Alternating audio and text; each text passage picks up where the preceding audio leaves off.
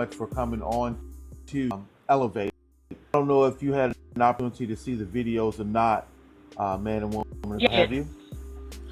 And what Elevate is, as I've explained on more than one occasion now, Elevate is an online video magazine that is guided and directed towards the apostolic church. Who are the pastors?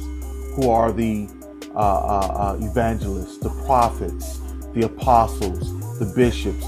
Who are these men and women of God that share the word to men and women every Saturday and Sunday?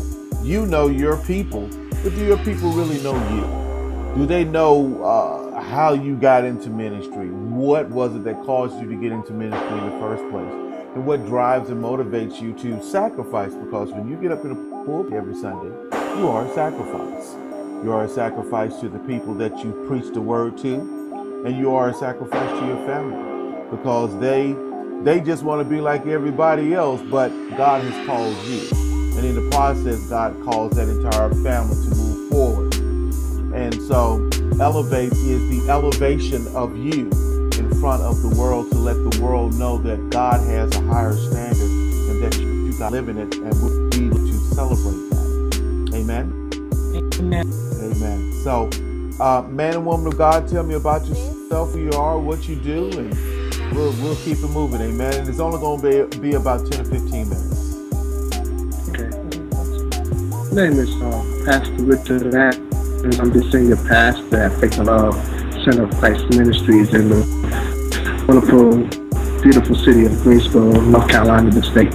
And it's there that we believe that love is always celebrated and never tolerated.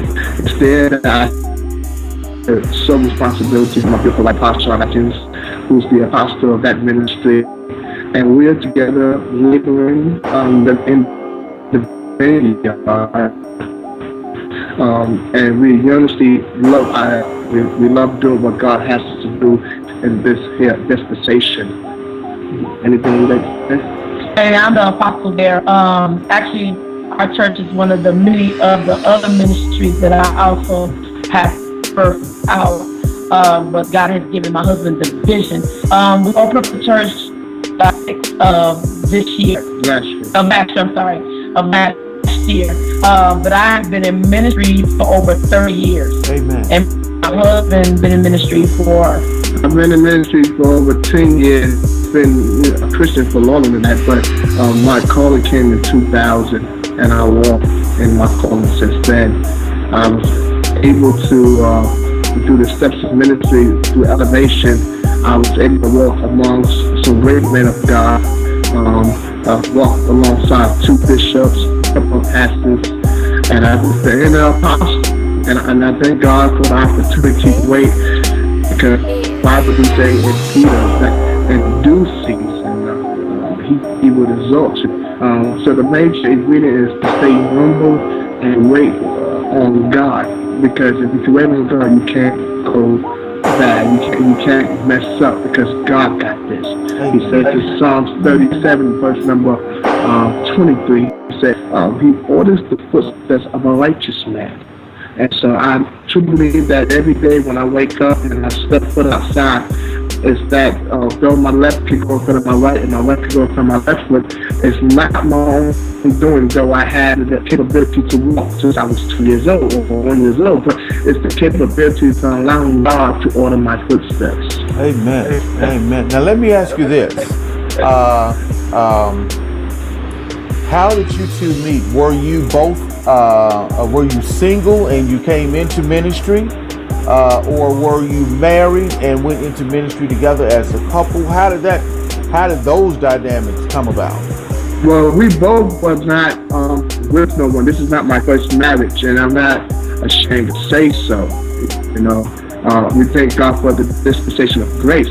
And we also understand the citizens of vows according to Ecclesiastes, the 5th chapter. Mm-hmm. But sometimes when you go ahead of God, you will make mistakes. You know, David made a mistake, with Bathsheba. He should have been at war. The Bible specifically states that this was the time that the men go to war, but David stayed behind because he got a little beside himself.